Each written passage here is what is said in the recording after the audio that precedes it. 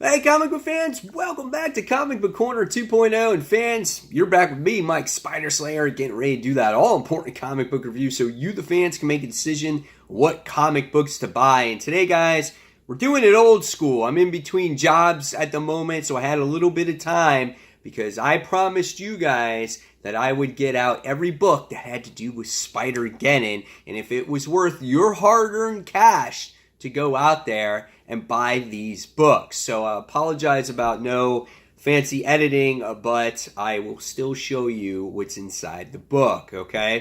So the book that we're going to be talking about today is Spider-Geddon tie-in, or lack of thereof in this one, really. It's called Vault of Spiders, Issue 1. And now, this book really does not tie into Spider-Geddon all that much. Actually, really not at all. It doesn't tie into the story. It's a story that happens before, really, Spider-Geddon in this particular book, as you witness Karn recruiting a bunch of spiders. And so what it is a bunch of short stories done by Jed MacKay, Colin Bunn, Nilla McGrider, James Asmus. So there's all different types of different stories. The thing that you get introduced into this book is a few new spiders that we never saw before in Spider-Verse. Okay? So that's what makes it quite interesting. Now, when you look at the interior artwork in this book, depending on the story, the artwork obviously shifts. Okay? The first story that has to do with Web-Slinger Spider-Man, which is the Cowboy Spider-Man, it really didn't capture me all that much. But when you get to the different types of stories past that, of course it all has a different feel. This is that Japanese Spider-Man that has to do with the big mech. And then we have a different story that has to do with a cyber Spider-Man. So we have that in there as well. And then you have one other story in here that has to do with the Savage Spider-Man. So we have that in here as well. So all the artwork is different. So what did I think about the issue overall? Let's talk about these stories, okay? So we get a little prelude, obviously, with Karn in here saying that he can't fight, they can't fight the good fight or win the war without new warriors. So obviously we get to see the web of life, and we get our introduction of possible spiders going forward with this story, okay? So the first book introduces you to Web-Slinger Spider-Man. And the book does a description of, obviously, who he is, how he got his powers, and he had to fight a scientist in there. And it's the same scientist that actually almost got him the spider powers to begin with. So it was an okay story. I wasn't fond of the artwork. I didn't think it had a lot of detail in it. And there was a lot of hype for Web-Slinger Spider-Man, but I felt out of all the web stories in this book, or spider stories in this issue, this particular story was one of the weakest for me. The next one we had is this Japanese manga-style mech Power Rangers, I don't know, Spider-Man. It's done in black and white. There's no colors in it whatsoever. There's lots of action. There's very little dialogue. So you can't really get much of a plot that's going on instead of just Spider-Man beating up the bad guys. So this one was probably my least favorite out of the stories. Okay?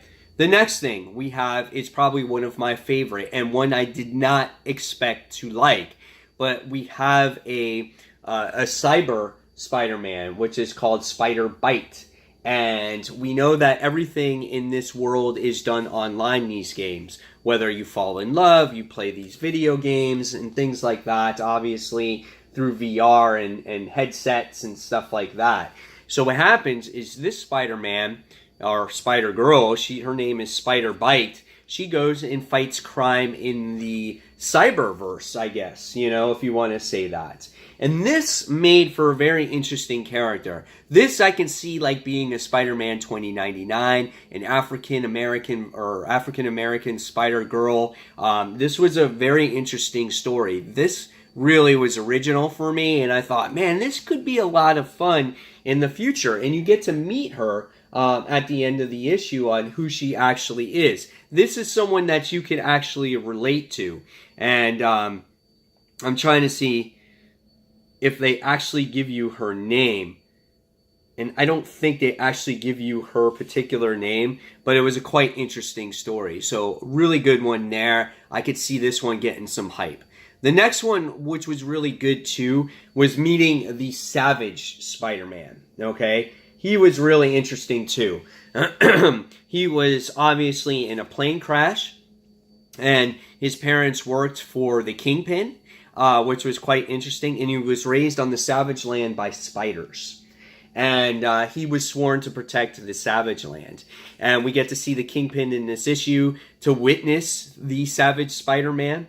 And just as the Kingpin walks away, the Savage Spider-Man actually does an attack on the plane and destroys the Kingpin's plane and destroys the Kingpin as well. So that meant for a quite interesting story. The artwork was awesome in this book. You know, it just fit it perfectly.